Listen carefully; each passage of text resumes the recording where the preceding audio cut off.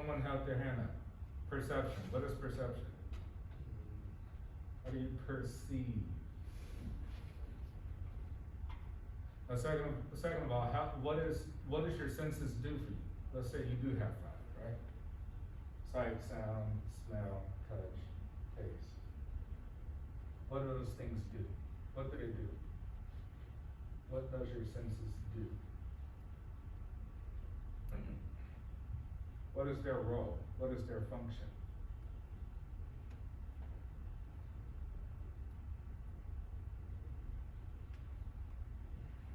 Yes. They help you understand. Yes, they help you understand, right? They help you understand of what's going on in your external environment as relation to your physical body, right? So it's looking at changes with your physical body in relation to the external world. You touch something, your neurons, your skin receptors are sending signals to your brain, like, oh man, this is soft. This is hard. This is rough. This is liquid, right? You taste different foods, right? You say this is spicy, this is salty, this is sugar. Something is happening in your brain. Something is making sense by sending signals up to your brain to say, this is a particular phenomenon happening right now. Salty, sweet, taste, all these various factors.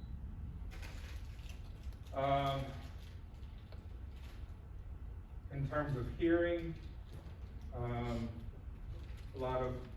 we have difference of hearing, right? We have difference in what we perceive to be loud, what we perceive to be quiet, what we perceive to be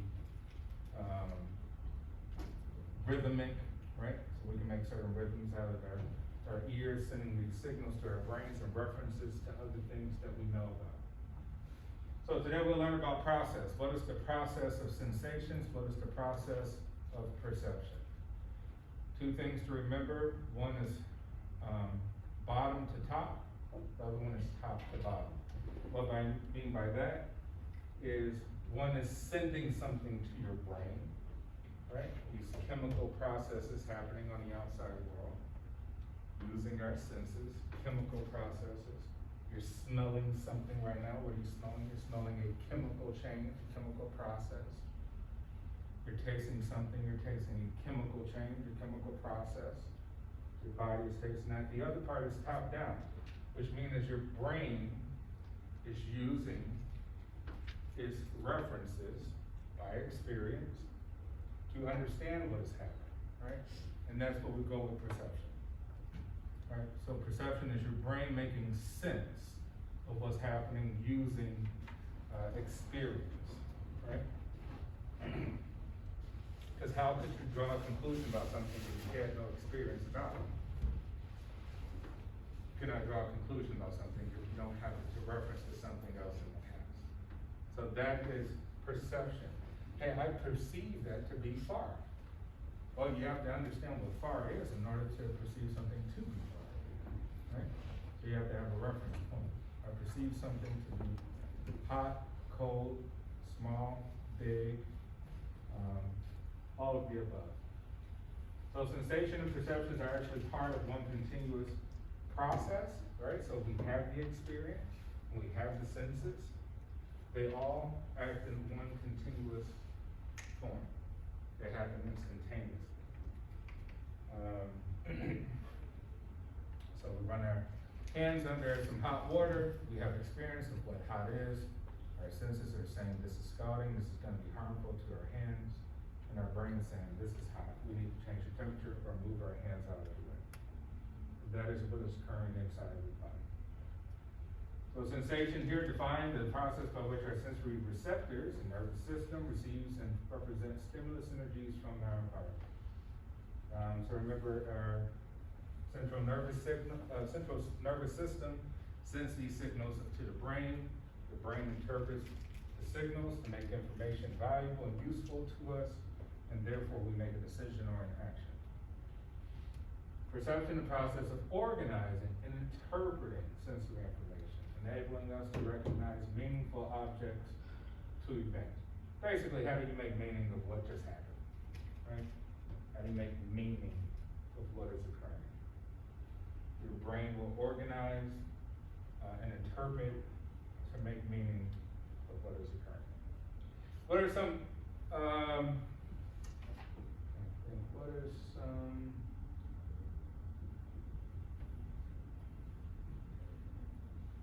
anyway, I'll come up with a different situation here. So we talk bottom up, top down processing, right? Bottom up processing, sensory analysis begins at the entry level, which means with your receptors, your taste, your senses, with information flowing from the sensory receptors to the brain. And top down would be information processing guided by high level mental processes. Typically, you're using that by experience. Where we construct perceptions by filtering information through our experience and our expectations of different things. All of our senses receive sensory stimulation, use specialized receptor cells, transform stimulation to neural impulses. These impulses trigger things in our brains to react, deliver the neural information to our brain. Transduction. So you can think of almost one thing that's like, when we look at logic, we look at inductive reasoning versus deductive reasoning. What's the difference between inductive versus deductive? Right here, we're taking a philosophy course. Inductive versus deductive. Kind of like if you're a lawyer, right? Use deductive reasoning for your arguments for your client. How would that work? How would a lawyer use deductive reasoning for an argument for the client? Right, deductive is you're using the bigger picture and deconstructing the bigger picture to say this is what occurred, right? Right, this is what's not occurred based off the deconstruction of the bigger picture, right? Which is essentially almost with our eyes. When we look at here, we could look at the room, you guys look at me, whatever. Your eyes almost works like our phones almost work, or our televisions work. It's not taking a full set picture and processing it, which means that if you were me looking at this class, even though I see the entire class, I can't really focus on the entire class at once, right? I normally will focus on a pixel of the class, just like LED television, or even your phone, it's using pixels, right? Little tiny bits of information that's put all together to create one giant picture, right? And we could say the higher the number of pixels, the higher density of pixels, the better and clearer the picture is. That's in essence what your eyes are doing when you look at something. So even though I'm looking at the class, I'm taking only snippets for my brain to understand, right? I can't see exactly what's going on over here at one time. I can't see exactly what's coming here. Maybe focus on one particular area of the class. So that's taking a bigger picture and deconstructing it to kind of focus on one little area. Whereas inductive reasoning would kind of be from the bottom up, right? You're trying to extrapolate different things from a subset of a small snippet of something. Like you're making a larger picture of a smaller part of something. Deductive, you're taking a bigger picture, deconstructing, making it smaller parts. What is energy? Give me an example of energy. Conversion of one form of energy into another. What's an example of that? Give me an example of energy conversion. What are some things that are energetic, that are conversion to something else? Yes, sir. Whenever you eat, How so? when you eat, you convert food into waste. Yeah, right? The conversion of food into waste. Right? The conversion of something taken into your mouth, your body processes it, extracts all the things that says, hey, this body needs this. We need this. We need the vitamin A, vitamin D. We need this protein. We need this fat. Right? So it's converting things into other forms of energy, right? Which gives you the ability to be, energetic, strong, more vibrant. And then it's discarding things, saying, oh, we don't need this. And you'll use the restroom, and that's stuff you don't need, right? Automated process, right? You didn't decide, your body decided. make a decision. Says, hey, I need this, need this, need this. The rest is all garbage, right? Just like you do in your kitchen. Like, I gotta get this, put the banana peel in the waste, I just wanna eat the actual inside of the banana. What else? What else forms of energy are converted? How do you see? What is vision created by? Yes. The light going into your eyes. Yeah, light on interact, right? Light is essentially photons, right? Photon is waves. Waves is energy, for the most part, right? So you think X-rays, gamma rays, the smallest form would be radio waves, right? Which we use for our phones and other things like that. That is converted into energy into your eyes, goes into your iris, into your receptors, it refracts back, it creates an image, and this is how you're looking at your eyes right now. You're looking at our eyes because of the energy of the photon. If we made it pitch black, what would you be looking at? You'd be looking at nothing, right? There's no light, there's no energy to be converted into anything, right? It would just be a black image. Dark image. So we use energy on lots of levels. Temperature, comes into your skin, it regulates body temperature, makes you warm, makes you cold. When it's cold outside, you better bundle up, right? The body needs to regulate itself. It converts certain energies into other, right? It converts the thermal energy within your clothes to regulate the internal body temperature of your body, 98.6 degrees on average. And sensation and transforming of stimulus energy such as sights, sounds, smells, neural impulses our brains can't interpret. Our brains will make sense of what's going on for a reaction of some sort. Absolute threshold, the minimum stimulus energy needed to detect a particular stimulus 50% of the time. Which means if you can perceive a stimulus 50% of the time, we would probably say you don't have any real issues with something, right? You don't have issues with certain sensations or certain responses to sensations. If you have less than that, you probably have an issue going on.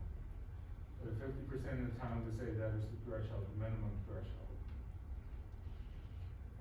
Tested by defining the point where half the time the stimulus is detected and half the time it's not.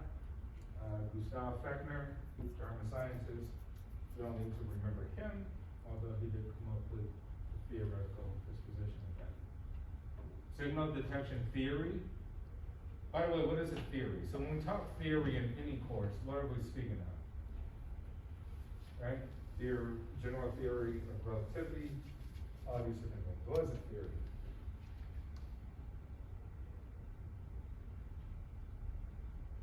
Anybody want to give it a shot? What a theory is? Yes? A belief or an assumption that isn't proven with facts, but just going off of,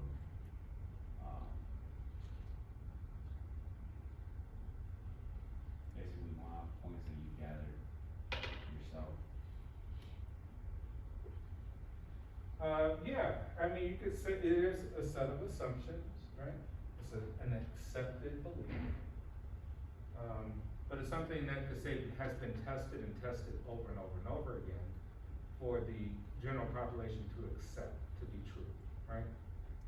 So it's a sort of a widespread acceptance that something is true until someone comes along and disproves that theory, right? We still have a general theory of relativity from Einstein 100 years ago, just about. Someone comes along or science finds out that there's something else to it, that theory may go away, right? So keep that in mind. The theory is kind of a general accepted of beliefs by mass group population, right? And then on top of that, we have laws, which is, there's not that many laws. There's only a few in physics. But those are sort of embedded as fact, absolute fact. Individual thresholds may depend on the strength of the signal and our experience, expectations, motivations, and alertness, which means that this argues against that sort of 50% threshold, which says that your individual threshold for sensing something or perceiving something may depend on the state of mind that you're in at the time. Right? You might not perceive something because you're, as well as another person, because you're tired, you're fatigued, you're not alert, you didn't get any sleep, right? Or you're not motivated. So this gives sort of a situational comparative to the other threshold. Absolute threshold, minimum stimulation needs to detect particular stimulus 50% of the time, as we talked about through this slide. Can see far away light in the dark, feel the slightest touch, subliminal, input below the absolute threshold, conscious awareness. You won't need to remember these on the exams, because they're still argumentative.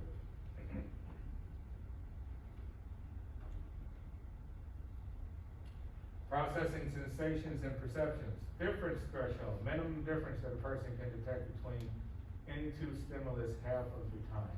What separates us and how we perceive things? What separates us from what? What separates us from how we perceive things? You guys are all in this classroom at the same time.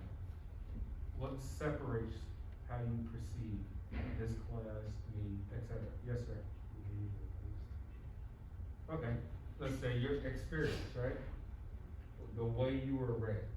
We could say raised is just another word for experience, right? Your experience versus another's experience in life. What else? Yes. Disabilities, like the person next to me could be blind or deaf. Yeah, absolutely, right? Physiological disabilities, right? You may have a condition which the other person does not have. Certain part of your body, a certain part of your brain may have deficiencies biologically that another person may have. What else? Anything else you think of?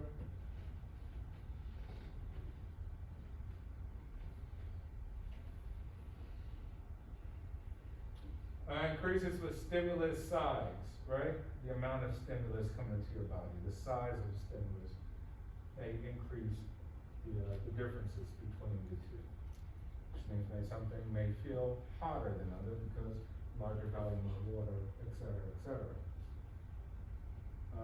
Here they give an example of 5 decibel deep increase in volume will be noticed at a starting point of 40 decibels, but not at 110, which means you can notice a sound if it's less than if it was extremely high and going higher, right?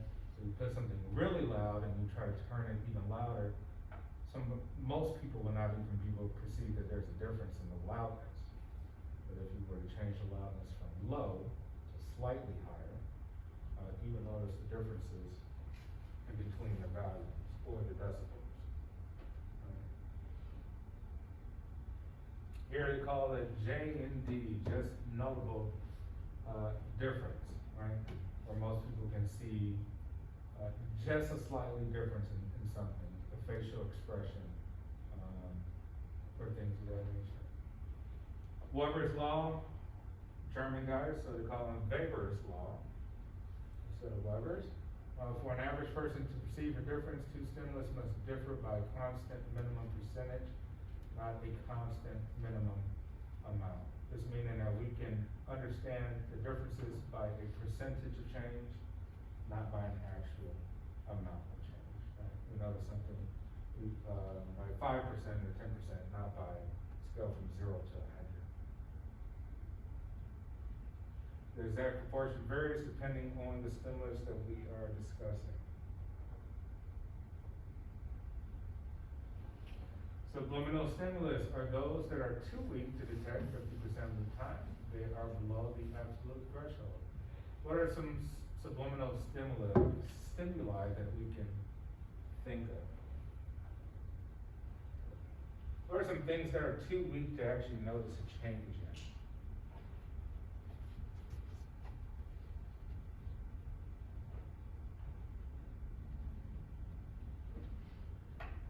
what's an example of something that's too weak to detect a change in? Temperature? Alright, it could be temperature, right? You didn't notice that the temperature went from 68 to 66. Right? So if we turn the temperature down 2 degrees, you probably won't notice it. If we turn it down 10 degrees, you probably will notice it. Right?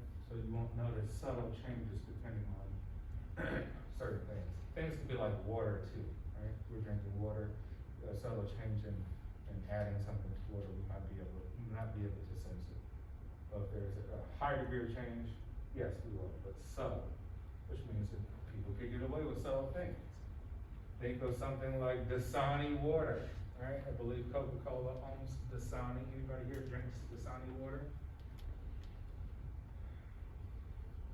I believe Dasani water adds salt to the water. Why would you add salt? Why would you add sodium to the water? Makes people thirsty. There you go.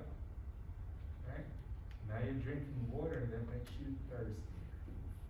It's an awesome marketing plan right there. Right? So next time you drink that water, look on the back of the bottle. Make sure that it doesn't say sodium added. Right? Then you're like, man, I'm still thirsty. Just drank this whole 1 liter of water. Why am I still thirsty? Because Dasani or Coca-Cola says that we'll like it if you can buy some more water over and over and over again. So it makes you even thirstier. Things to be aware of, which is really interesting in business. You know, so I teach a lot of marketing courses, international business management, all these different things. But marketing is always the most interesting because consumer behavior, right? So we see these advertisements, how to get you to buy that particular thing at that particular moment. The images that they put up, how they place different things in different parts of an image and of an advertisement. So yeah, keep in mind of those stimuli. Because that stimulus in your brain for all the things that you purchase. You purchase all these different things based off some sort of stimulus that the marketers have placed up there. You know, what just means, hey, I'm gonna make you feel thirsty with this image. How does this image feel? Hey, this image makes me feel hungry, right? By adding certain components to it, right? Subliminal sensation exists, but such sensations are too fleeting, enabling exploitation of subliminal messages. So this one talks about your actual senses. The subliminal sensations exist, but for the most part, they're pretty accurate. Right? You feel something, you feel it. Right? You're not going to be too confused on what you feel. So your senses are pretty accurate in telling you what exactly is going on. Right? You taste something salty, most likely it's salty. You hear something extremely loud, most likely it's something extremely loud. Subliminal persuasion may produce a fleeting and subtle but not powerful enduring effect on behavior, which is kind of what we talked about in reference to marketing. Right? They produce a fleeting and subtle but not powerful or enduring effect on behavior. You may purchase something right now, but it's just a very quick stimulus. It's not something that you're going to have to keep purchasing over and over and over again, which means kind of like trendy items. You purchase it now because they caught you under stimulus, really, really quick. They caught you on an impulse buy. That's not something you would necessarily buy over and over and over again. Which is, in essence, when you go to a grocery store, what do they put near the register for the most part? Snacks, right? And what does that do? Why do they put it near the register? Like, oh, I need that too. Impulse. That too. Yeah, right? You're there for only a short amount of time. You're gonna have a quick impulse and say, oh yeah, by the way, man, I need that candy bar. I need some gum. I should grab that bottle of Dasani water or whatever. But left to think on your own vices, you may skip those things and think, oh, I already bought that. Or I have this to replace that thing. I don't necessarily need that. Experiments disprove claims of the effectiveness of subliminal advertising and self-improvement. Right? The self-improvement YouTube videos help. Self-development YouTube videos. And I'm gonna look up this other guy, he's a billionaire, he's gonna teach me how to be successful in business and be a billionaire. I'm gonna watch this video because it's gonna help me feel that I'm a better person. It's gonna give me more motivation, I need motivation, right? Because those things truly help. Who here feels that those YouTube videos help your personal development or self-improvement? You feel like they don't help? Are you gonna be successful in business if, you watch another guys talk about his success and how you can turn that into success yourself? Not necessarily, right? It hasn't been proven in any experimentation, so there's, very subjective, right? Which means that help may motivate you, but it may not be as effective as you think it should be, a reference. Why? Because, like we said before, most things in life, when you deal with things like personal development or even business, things of that nature, comes by the word fortune, which means someone who may be fortunate at some point in time to have an event happen that gave you a foot in the door. That's not gonna come from a YouTube video. That's not going to happen, right? So it just means that not everybody will be successful. If that was true, we would all watch the videos and we would learn how to be a millionaire, be an entrepreneur, be successful. That's not gonna happen. These things happen by chance, and also happens by, obviously, fortune. Whether you already have the money or not, or daddy or mommy had the money to give you to start this stuff. Who here wants to be an entrepreneur? What do you want to start? Some type of business. You sure, you're not sure, what kind of business yet? No, Okay. Why do you want to start your own business? cause I don't wanna work for nobody, I wanna work on my own time and make my own money. So control. Yeah. You want to be able to control your time. So control is the main thing for that, right? You don't be under the control of others too much, Yeah. like being controlled. Why do you think that is? Like, think of experience or reference point and thinking like, hey, why don't I get to be controlled? I mean, like, it's really like having the freedom to work when you wanna work instead of you having to go in on work at a certain time, you getting yelled at for coming in late. Yeah, so you don't see a value between, showing up for work and having a boss and getting this paycheck. Right, when you could be your own boss. You be your own boss, right? Disregard the money, right? Right. Knowing how hard it would be to be an entrepreneur, you're like, well, that's not the biggest factor. The biggest factor is that I felt that I achieved self-control. Yeah. Okay. Who else? Who else wants to be an entrepreneur? What do you want to start? I wanna start a video game company. Oh, which one? A video game company. I couldn't hear you. A video game company. Video game company. What do you want to do? You want to develop video games? You want to program video games? You want to market video games? I wanna develop video games, Okay. And why do you want to develop video games? cause I wanna make people happy. There you go. Why do you want to make people happy? You think, based off your history, your experience, and everything to this point in your life, why do you want to make people happy? Cause as a kid, I liked the games that I played, and I wanna Absolutely, share that right? with other people. We generally want to make people happy if we felt happy about something, right? So if you felt very excited about something, the first thing you do is you tell your best friend. You talk on the phone, you tell them like, man, guess what I did? Oh man, this is awesome. You gotta experience it. You need to come check this out. So therefore, you would like to say, hey, by the way, I'd like people to experience this because I know how awesome it was and I experienced it. By the way, give me $1 billion too, right? He said, I wanna monetize happiness. I felt the experience, which is the best thing. Music is happiness. People go, yeah, I wanna produce music, I wanna create music. Why? Because music makes us happy. Who doesn't like music? We all listen to it, right? Film, all these different things, which is in essence to make people happy. Humans are generally visual. Why are we generally visual? for the most part, overall, why are we visual over anything? Over any of our senses?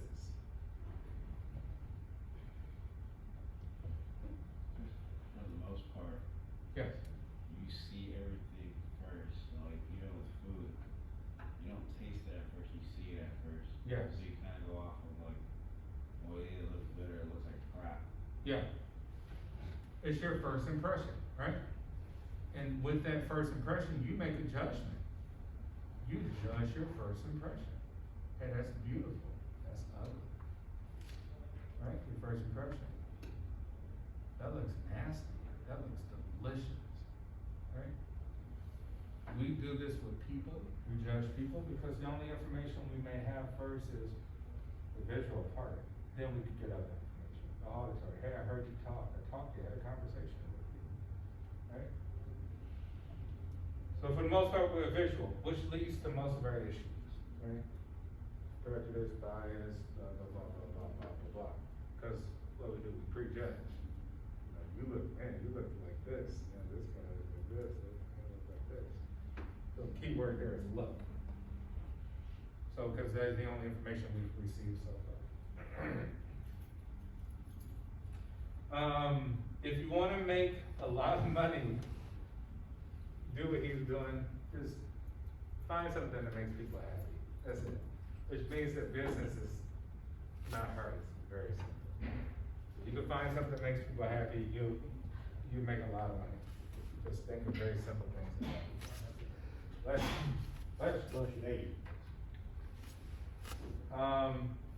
so yeah, subliminal advertising and self-improvements doesn't necessarily mean effectiveness. Doesn't necessarily mean that it's effective to changing who you are. You self-improve personal development. Which means that if we have issues and we wanna watch these videos, the more effective things will understand that we have an issue, which means it's probably a lifelong issue. Issues don't go away overnight, which means you probably need therapy. Therapy is lifelong, continuously talking to people. Talk to somebody forever and ever and ever. Why? Because, so here's let's think of an idea, right? So let's think of the Catholics. We have any Catholics here? One Catholic. Any other Catholics? All right, I'm a Catholic, so you don't have to be ashamed of it. All right, two Catholics, right? We think of confession, right? And we can argue it all day. The history, the purpose, the dogma of it, et cetera, et cetera, et cetera. No purpose to argue about religion. Religion has no basis for argument in any logical or reasonable scientific inquiry, right? Which means you typically don't write about religion in class. Or belief systems. But we could say that confession probably has a rooted purpose in psychology, right? Which means that we're speaking about something bad in our lives or something we did. Why? So that we can reflect on it ourselves. We have a second voice in our head in order to try to make changes about that thing. Which means that this will be a lifelong process, right? So you'll go to confession forever until you die. Why? Because you're gonna sin forever until you die. You're gonna keep doing bad things. You need to come back. But the point is to cope. And the main word is coping. You need to cope. And we create coping mechanisms, right? How do we cope with who we are? How do we cope with the things I think I do are bad? How do we cope? It is perpetual, it is lifelong, but it's not these advertisements for self-improvement. That's just a reference point I'll use. Let's try to finish up here. Adaptation. There's diminished sensitivity as a consequence of constant stimulation. You do the same thing over and over and over again. You're adapted to it. You may have diminished the sensitivity to it, right? Example, if you fought in a war, you got shipped off Iraq, Afghanistan, whatever. On your way there, only thing you think about is, hey, I might get killed. I might not see my girlfriend, boyfriend ever again, my wife, husband, children, mom and dad, et cetera, et cetera. Your brain is processing all of these stimulus. And once you get there, now you're in combat. Now you're in combat. Let's say combat means you've killed some people. Right? Combat means you've killed some people.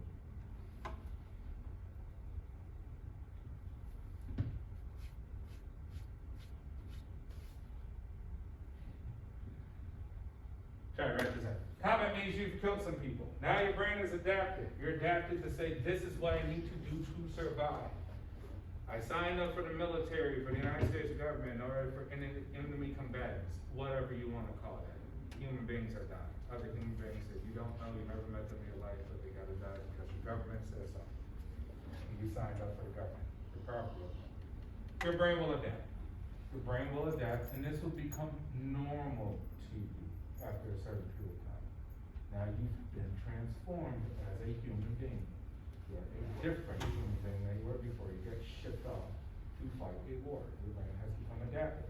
Now, if you come back to society, where you don't have to kill people, there are no quote-unquote enemy combatants, you may have a lot of issues. Because you've experienced adapting your brain to certain things, and seeing certain things with your own eyes, your own senses.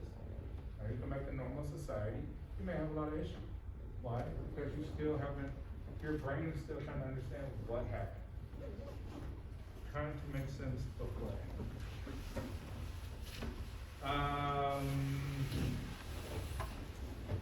Okay, yeah, we'll end it there.